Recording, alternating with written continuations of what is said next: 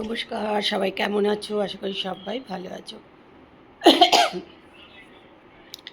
আমিও তো বেশ ভালো আছি। এখন 4:45 মতন বাজে। আজকের ব্লগ কিন্তু এখান থেকেই শুরু করছি। সকাল থেকে আর ব্লগ করাই হচ্ছে না। যাই হোক, চলো ব্লগালি সীমাতে সকলকে স্বাগত জানিয়ে আজকের ব্লগ এখান থেকেই শুরু করলাম।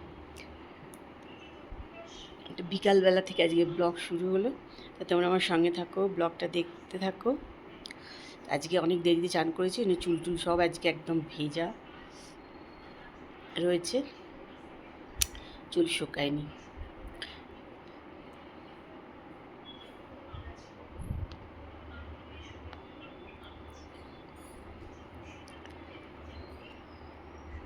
কালকে যাব আমরা বেড়াতে, তো ওখানে গিয়ে আবার চেষ্টা করব তোমাদের সঙ্গে ব্লগ শেয়ার করার। কোথায় গেছি, কি কি দেখছি, যতটা পারবো শেয়ার করব। আমরা অনেকে মিলেই বেড়াতে যাব কিন্তু।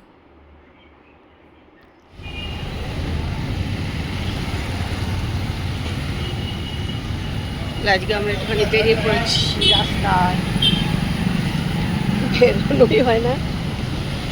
হচ্ছে কুট্টু, কুট্টু তো ব্লগ করাইছে।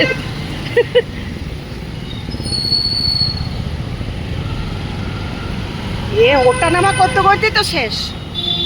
চলো, চলে এসেছি আমরা ওই ডিমার্টে। কুট্টু তারপর সব যাচ্ছে আগে। এসে আমরা একবার না একবার ডিমার্টে আসবোই আসবো।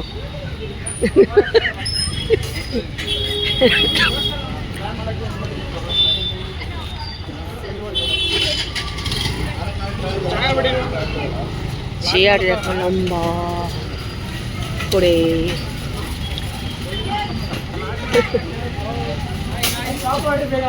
দাঁড়া, আমি ঢুকে যাই।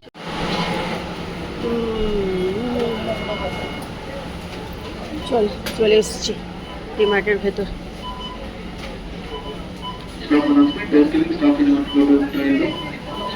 ডিমার্টে সবসময় কিছু না কিছু অফার চলে, সেটাই চলছে এখনো।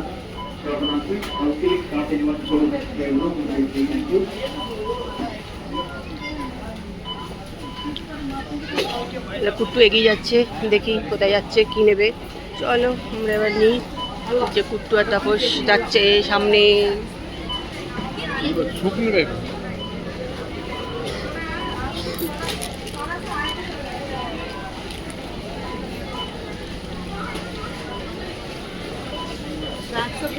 তোমরা এই স্যুপ খাও কুট্টু, স্যুপ খাও।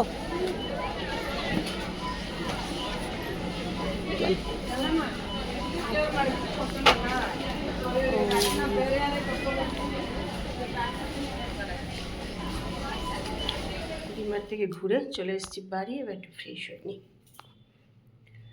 টুকটাক কেনাকাটা হলো, কিন্তু যেটার জন্য গেছিলাম সেটাই পাইনি, কিছু করার নেই। এসে চলে এসেছি পাঁপড় ভাজতে। অনেকদিন পর সাবুর পাঁপড় খাচ্ছি। সাবুর পাঁপড় আমাদের ওখানে পাওয়া যায়, মাঝে মাঝে পাওয়া যায়, মাঝে মাঝে। হ্যাঁ, ওই চকবাজার থেকে বাবা মাঝে মাঝে আনে।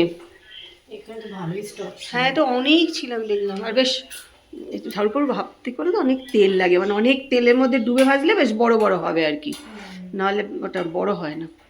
তেল লাগে সাবুর পাঁপড় করতে। এই সাবুর পাঁপড়